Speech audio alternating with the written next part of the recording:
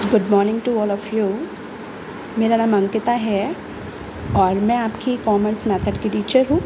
और आज हम लोग पढ़ेंगे CCE यानी comprehensive and continuous evaluation. Hindi medium वाले बच्चे भी लिख सकते हैं। CCE का फुल फॉर्म है comprehensive and continuous evaluation. It means comprehensive यानी समग्र और कॉन्टिन्यूअस यानी कि सतत। किसी भी वस्तु का, किसी भी बच्चे का, किसी भी पढ़ाई का, किसी भी करिकुलम का हम कॉम्प्रिहेंसिव एंड कंटिन्यूअस इवैल्यूएशन करते हैं। इसी को CCE कहते हैं।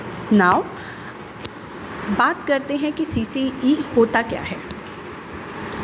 हम पहली स्लाइड पे चलते हैं। हमारे आप लोग देख सकते हैं कि पहले हमने देखा कि इसका अर्थ क्या होता है, सतत और समग्र मूल्यांकन का। मैंने दोनों डुअल लैंग्वेज में मैं पढ़ा रही हूँ, बाइलिंगुअल है, तो आपको इजीली वे में समझ में आएंगी चीज़ें। पहले हम देखते हैं कि सतत मूल्यांकन कहते किसे हैं। सतत कंटिन्यूअस यानी कि इसका मीनिंग है कि जो हमेशा चलता चला जाए, निरंतर चलने वाली प्रक्रिया को हम सतत कहते हैं। तो हमने पॉइंट वाइज सब चीज़ें लिखी हैं, हम इसे रीड करेंगे। निरंतर शब्द का अर्थ मूल्यांकन में नियमितता से है। एज आई टोल्ड यू, निरंतर मीन्स कंटिन्यूएशन में वो प्रक्रिया चलती जा रही है। विद्यार्थी का विकास एक सतत प्रक्रिया है क्योंकि बच्चा में डायनेमिक चीज़ें हैं। बच्चा बहुत ज़्यादा निरंतर उस चीज़ को अडॉप्ट करता जाता है। पढ़ाई क्लासरूम में होती है, करिकुलर एक्टिविटीज़ होती हैं, ये सारी चीज़ों से बच्चा अपने आप को डेवलप करता रहता है। इसीलिए विद्यार्थियों के विकास का सतत मूल्यांकन करना चाहिए।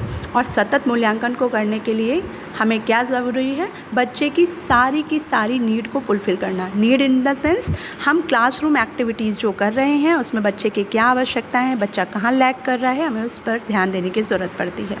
इसके लिए हम कंटिन्यूअस इवैल्यूएशन करते हैं। आगे आते हैं, हम पढ़ते हैं कि व्यापक और समग्र मूल्यांकन क्या होता है।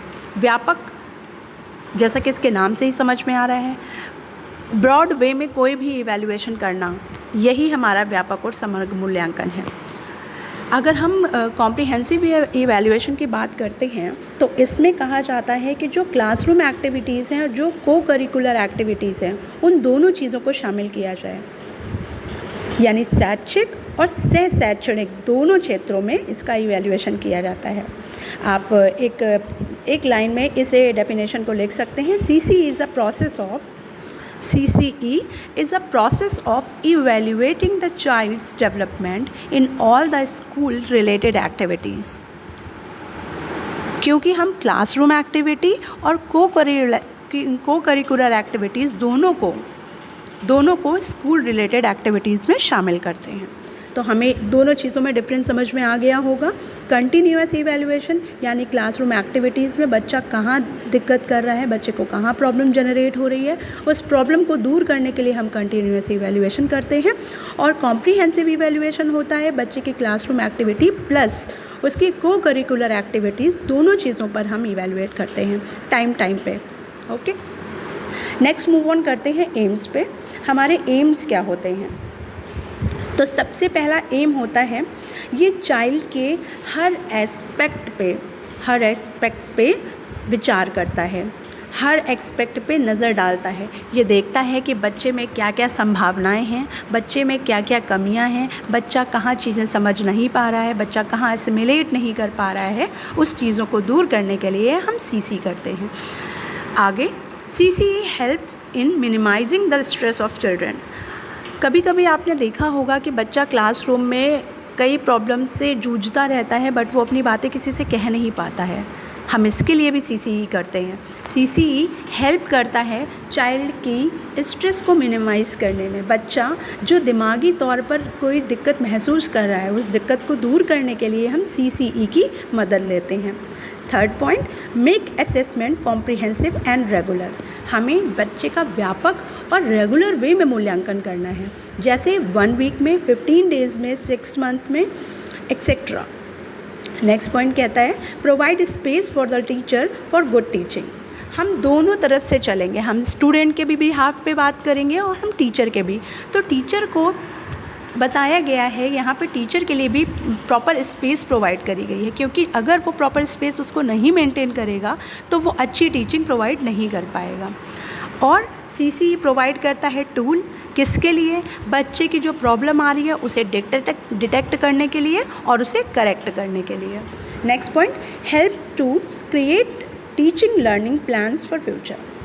हम ये भी देखते हैं कि बच्चे को अगर कोई प्रॉब्लम आ रही है तो वो प्रॉब्लम क्यों आ रही है, उस प्रॉब्लम को डायग्नोज किया जाता है, डायग्नोज करके उसको रेमेडी दी जाती है, और वो टीचर लर्निंग जो प्लान होता है वो फ्यूचर के लिए भी हम सिक्योर कर लेते हैं, यानी क्रिएट कर लेते हैं। CCE से एक बहुत ही महत्वपूर्ण चीज़ भी बच्चे के अंदर डेवलप होती है, वो है good attitude and good value. क्योंकि हम आज अपने बच्चे को जो संस्कार देंगे, जो वैल्यूज़ देंगे, वो आगे जाके पूरे देश के लिए ही इम्पॉर्टेंट मानी जाएगी। आगे हम सबसे इम्पॉर्टेंट, क्योंकि हम जानते हैं हमारा ये पेपर जो है वो MCQ बेस्ड है, तो MCQs में ये इम्पॉर्टेंट पॉइंट ज़रूर नोट डाउन करेगा, मैंने इसमें बिल्कुल लिखा हुआ है, उस पर ध्यान दीजिएगा। Who gave the concept of CCE। हमने CCE तो पढ़ लिया, बट हमें पता होना चाहिए कि CCE का कॉन्सेप्ट जो है वो आया कहाँ से है, इसे दिया किसने है, और इसके बारे में क्या क्या बातें कही गई हैं, जो बहुत इम्पॉर्टेंट है और इससे MCQ ज़रूर बन सकता है। So if you want to write down, you can write it. Continuous and comprehensive assessment or evaluation, commonly known as CCE। आप बच्चे, आप सब लोग ये देख लीजिए कि CCE का फुल फॉर्म क्या होता है। CCE is known as continuous and comprehensive evaluation. ये इंट्रोड्यूस किया गया था स्कूल बेस्ड सिस्टम के इवैल्यूएशन के लिए, किसके द्वारा? CBSE के द्वारा। In which year? In 2009 with the enactment of the Right to Education Act। सबसे इम्पॉर्टेंट पॉइंट है, इसे नोट डाउन करेंगे हम लोग। CBSE ने इसको इनैक्ट किया था, किस एक्ट के द्वारा? Right to education act, RTE act के द्वारा, इन 2009 में। तो हम RTE एक्ट लिख लेंगे। RTE का फुल फॉर्म लिख लीजिए राइट टू एजुकेशन एक्ट, और CBSE का फुल फॉर्म लिख लीजिए central board of secondary education.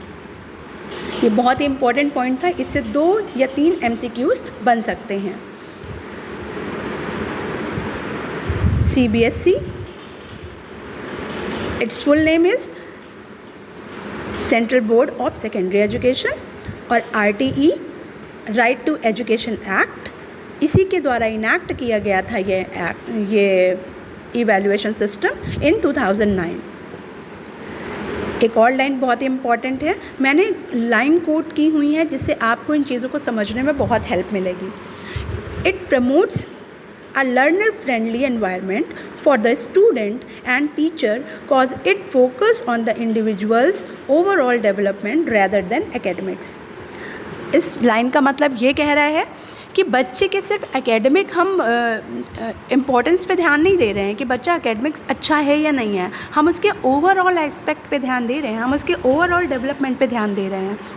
क्योंकि बच्चा सिर्फ क्लासरूम एक्टिविटी में तो अच्छा है, वो क्लास में जो भी उसे टास्क दिए जाते हैं वो कर लेता है, वो क्लास वर्क कर लेता है, होमवर्क कर लेता है, बट शिक्षा के साथ साथ क्या वो खेल कूद में भी, क्या वो अन्य प्रतियोगिताओं में भी अपना बराबर योगदान दे पा रहा है? हम इसे CCE में शामिल करते हैं। अब आगे चलते हैं, हम देखते हैं CCE के भी 2 पार्ट होते हैं। हम इवैल्यूएट कैसे करते हैं CCE को, उसके बारे में बात करते हैं। तो CCE describes 2 different types of evaluation which includes summative and formative. अब हम देखते हैं फॉर्मेटिव और समेटिव में क्या डिफरेंस होता है। ये जो मैंने आपको PDF दिखाई है, आप इसे नोट डाउन कर लीजिएगा। मैं आपको इन शॉर्ट इसे समझाने का प्रयास करती हूँ कि होता क्या है ये फॉर्मेटिव और समेटिव।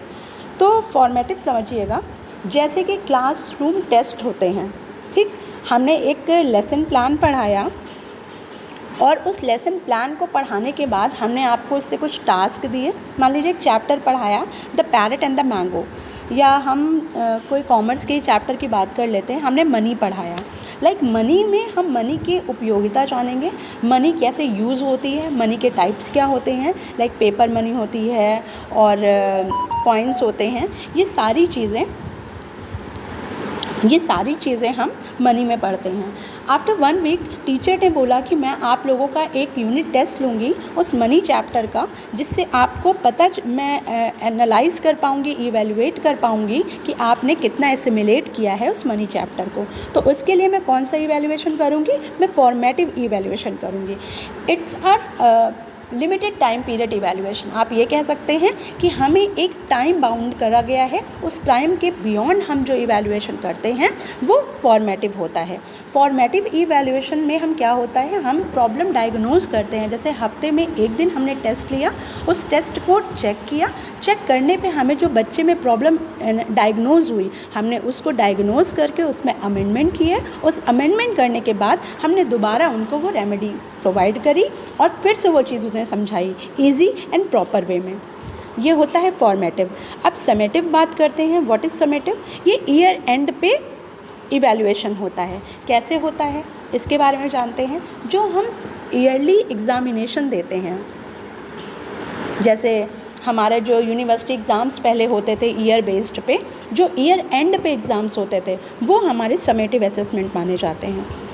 तो आपको PDF तो प्रोवाइड करी हुई है, आप इसको देख के ईजी वे में समझ सकते हो। अब मैं दोनों में आपको डिफरेंस समझा देती हूँ। What is the difference between formative and summative assessment? Formative में पहला डिफरेंस है occurs through out a chapter और यूनिट। ये पूरे चैप्टर में चलता रहता है, क्योंकि थ्रू आउट होता है, लगातार होता है, इसलिए फॉर्मेटिव असेसमेंट पूरे चैप्टर में चलता रहता है। जहाँ बच्चे को प्रॉब्लम आई हम उसे डायग्नोज करेंगे और उस पर फिर दोबारा विचार करके पढ़ाएंगे। समेटिव में कह रहा है at the end of the chapter और यूनिट। चैप्टर एंड हो गया, चैप्टर एंड करने के बाद जो क्वेश्चन आंसर निकलते हैं उनके हिसाब से जब हम इवैल्यूएट करते हैं तो वो समेटिव इवैल्यूएशन होता है। फॉर्मेटिव में सेकेंड पॉइंट देखते हैं, इम्प्रूव हाउ स्टूडेंट लर्न। हम देखते हैं कि बच्चा कैसे सीख रहा है, कैसे लर्न कर रहा है चीज़ों को। सेम इसमें भी हम देते हैं, हम फॉर्मेटिव में देखते हैं बच्चा कैसे कर रहा है और हम समेटिव में देखते हैं बच्चा क्या लर्न कर रहा है।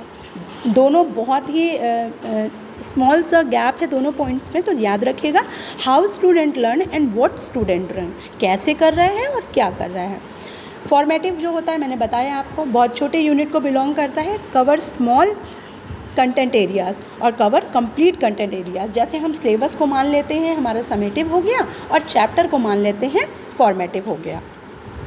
फॉर्मेटिव में लास्ट पॉइंट देखते हैं, focuses on the process of student learning. ये स्टूडेंट लर्निंग पे फोकस करता है और summative emphasises the product of student learning.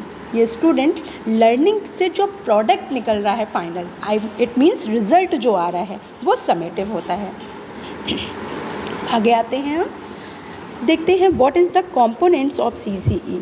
ये बहुत ही इम्पॉर्टेंट है कि CCE यानी कंटिन्यूअस एंड कॉम्प्रिहेंसिव इवैल्यूएशन के कंपोनेंट क्या होते हैं, हम किन के माध्यम से CCE का इवैल्यूएशन करते हैं, हम किसके माध्यम से बच्चों का इवैल्यूएशन करते हैं।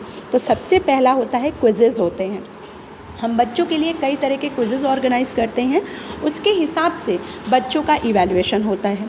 Second, assignments. हम बच्चों को क्लासरूम असाइनमेंट प्रोवाइड करते हैं, हम होम असाइनमेंट प्रोवाइड करते हैं, उनके बिहाफ पे हम इवैल्यूएट करते हैं कि बच्चे को कितनी वो चीज़ समझ में आई है या उसमें कितनी गुंजाइश है और समझाने की। फिर आता है रिटन एंड ओरल टेस्ट। हम क्लासरूम एक्टिविटीज़ में बच्चों से ओरल और रिटन फॉर्म में भी इवैल्यूएट करवा सकते हैं कि बच्चे को वो चीज़ समझ में आई है या नहीं आई है। हम आगे देखते हैं practical, field, laboratory and project work. हम बच्चों को different kinds of practical, field और लेबॉरेटरी और प्रोजेक्ट वर्क देते हैं। ये इसलिए हम सारी टेक्निक इसलिए यूज़ हो रही हैं कि बच्चे का इवैल्यूएशन प्रॉपर वे में हो सके और हम देख सके कि बच्चे को वो चीज़ कितनी समझ में आई है और कितनी नहीं। Next point, term papers, dissertation, thesis, survey reports, ये भी इवैल्यूएशन करने के कंपोनेंट हैं। Next point, tutorial, groups activity, seminar and group discussion. हम क्लासरूम एक्टिविटी में कुछ बच्चों का ग्रुप बना लेते हैं, उसमें सारे बच्चों को फ्रीली डिस्कशन करने का मौका देते हैं, जिससे उससे पॉइंट निकल कर आएंगे, उससे प्रॉब्लम्स जनरेट होंगी, उससे चीज़ें बाहर आएंगी कि बच्चा कहाँ लैग कर रहा है सीखने में। Next, weightage of attendance. हम CCE में वेटेज अटेंडेंस को भी इम्पोर्टेंस देते हैं, क्योंकि बच्चा अगर रेगुलर है क्लास में तो ऑब्वियसली वो अच्छा सीखेगा और उस अच्छे सीखने से उसके परिणाम भी अच्छे आएंगे। Now next heading is advantages of comprehensive and continuous evaluation. सबसे पहला एडवांटेज क्या होता है, ये तो अब आप लोग खुद भी समझ सकते हैं कि बच्चे में हैबिट बनती है लाइब्रेरी प्रॉपर जाने की। आजकल क्या है ना, बच्चे लाइब्रेरी का यूज़ करना भूल गए हैं, तो हमें एक प्रॉपर वे में लाइब्रेरी कंसल्टेशन की एक हैबिट डेवलप करनी है बच्चे में। दूसरा पॉइंट है, develops the habit of self study as well as regular study. बच्चे को सेल्फ स्टडी पे फोकस देना होता है। अगर हम कॉम्प्रिहेंसिव और कॉन्टीन्यूअस इवैल्यूएशन कर रहे हैं लगातार, तो बच्चा इससे सेल्फ स्टडी भी करने की आदत डेवलप करेगा। Third point, develop the confidence in the child. फिर मैं वही बात दोहराऊंगी कि हम कंटिन्यूअस लगातार बच्चे के लिए इवैल्यूएशन कर रहे हैं, तो हम ये देखेंगे कि बच्चे को प्रॉब्लम अराइज़ हो कहाँ रही है, और जहाँ उसको वो प्रॉब्लम अराइज़ हो रही है उस प्रॉब्लम को दूर कर हम बच्चे में एक अच्छा कॉन्फिडेंस डेवलप करने का काम भी करते हैं CCE के द्वारा। Next point, provides the opportunity for mutual consultation. Mutual consultation कैसे? बच्चा और टीचर आपस में म्यूचुअल कंसल्टेशन भी कर सकते हैं, कंसल्ट कर सकता है बच्चा अपनी प्रॉब्लम अपने टीचर से। Next point, promotes interaction between the teacher and the प्यूपिल। ये बहुत इंपॉर्टेंट पॉइंट है, क्योंकि आज का जो दौर है वो चाइल्ड सेंटर्ड एजुकेशन पे फोकस कर रहा है, क्योंकि बच्चा अगर अपनी बात टीचर से कह पाएगा तो बच्चा और टीचर के बीच में जो म्यूचुअल अंडरस्टैंडिंग है वो और स्ट्रॉन्ग होगी, और बच्चे को और सीखने का मौका मिलेगा, जिससे वो अपने टीचर से हर एक बात शेयर कर पाएगा, हर एक बात जो उसे दिक्कत दे रही है उस बात को शेयर कर पाएगा। Next point, helps to remove the weaknesses और deficiencies in teaching learning process. Teaching learning process में जो कमियां आ रही हैं, जो कमज़ोरियां आ रही हैं, उन्हें भी रिमूव करने में CCE महत्वपूर्ण भूमिका निभाता है। नेक्स्ट पॉइंट जो लास्ट है, provide opportunities for remedial teaching. Remedial teaching यानी उपचारात्मक टीचिंग के लिए कहते हैं कि बच्चे को जो प्रॉब्लम अराइज़ हो रही है उसे डायग्नोज करके उसको रेमेडी प्रोवाइड करना, ये उसको रेमेडियल टीचिंग के द्वारा CCE अपना काम करता है। और ये बात करते हैं लिमिटेशन की, तो लिमिटेशन क्या होता है? It works only when there is happily and healthy teaching taught relationship. सबसे इम्पॉर्टेंट पॉइंट है ये लिमिटेशन का। लिमिटेशन ये क्यों है? क्योंकि इसमें अगर बच्चे को हैप्पी एनवायरनमेंट नहीं मिलेगा, अगर टीचर उसे हैप्पीली पढ़ाई नहीं कराएगा, तो फिर वो रिलेशनशिप जो है ना, वो बॉन्ड जो है ना, वो टूट जाएगा। और यही सबसे बड़ी खामी है CCE की। अगर बच्चे और टीचर में अच्छा रिलेशनशिप मेंटेन नहीं हो रहा है तो CCE वर्क नहीं कर पाएगा। Second point, it is not possible for a teacher to do CCE without knowing his student and their background. Teacher अगर बच्चे का बैकग्राउंड नहीं जानता है, वो उसके बारे में नहीं जानता है, तो वो CCE अप्लाई कर ही नहीं पाएगा। तीसरा point, favouritism biases of teacher. Biasness अगर टीचर के अंदर आ गई कि भाई हम इस बच्चे को अच्छा नंबर देंगे, हम इस बच्चे की वेटेज अच्छी रखेंगे अटेंडेंस की, तो ये सब चीज़ें भी CCE के लिए बहुत दुर्भाग्यपूर्ण मानी जाती हैं। Next, CCE can not be successful in a crowded classroom. CCE classroom अगर आपकी भरी हुई है, बच्चा अथाह है, बच्चे की स्ट्रेंथ बहुत ज़्यादा है क्लास में, तो हर इंडिविजुअल बच्चे पे आप प्रॉपर फोकस नहीं कर सकते हैं। इसलिए CCE वहाँ पे प्रभावशाली नहीं होता है जहाँ पर क्राउड होता है, भीड़ होती है। नेक्स्ट पॉइंट लास्ट है, टाइम कंज्यूमिंग। CCE एक लेंदी प्रोसेस है, ये कम समय में नहीं होता है, it's a long time process. तो इस प्रोसेस को करने में टाइम भी कंज्यूम होता है, मनी भी कंज्यूम होती है, और इसमें कुछ प्रॉब्लम और जनरेट होती हैं regarding time and money. So guys, it's a complete topic of CCE। I hope आप लोगों को समझ में आया होगा, और अगर आपको कहीं भी कोई प्रॉब्लम जनरेट हो रही है, आप ग्रुप में मैम से पूछ सकते हो या डायरेक्टली आप मुझसे भी पूछ सकते हो। So thank you guys, thank you so much.